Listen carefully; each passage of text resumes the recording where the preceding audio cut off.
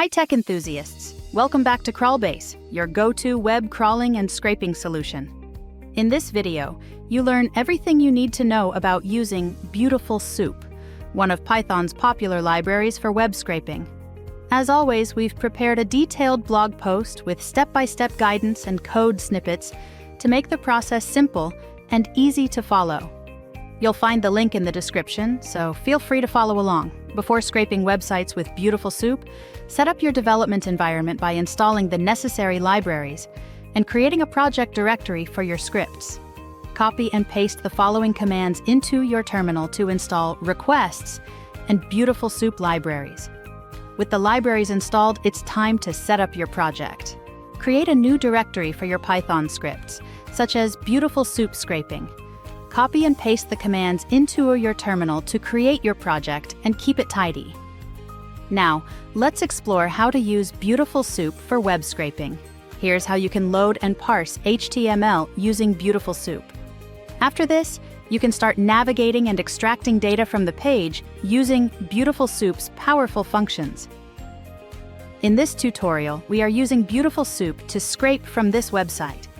BeautifulSoup offers multiple methods to search and extract elements from a web page, with find function and find_all function being the most commonly used.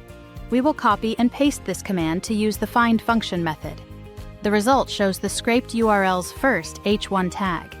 We will copy and paste this command to use the find_all function method. The result shows the scraped URL's paragraph tags.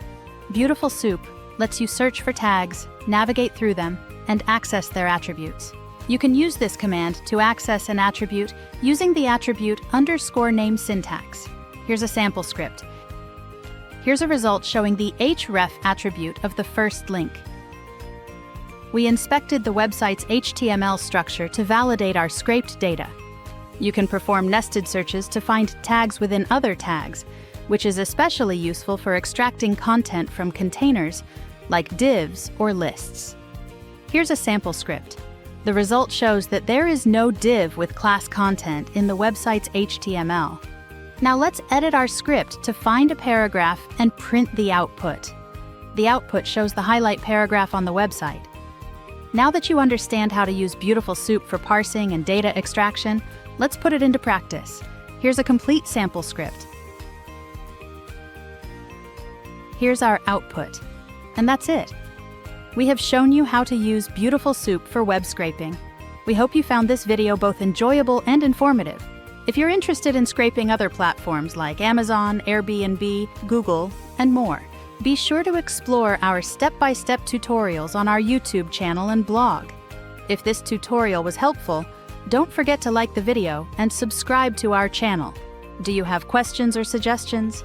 Drop them in the comments. We'd love to hear from you. Thanks for watching, and we'll see you in the next video.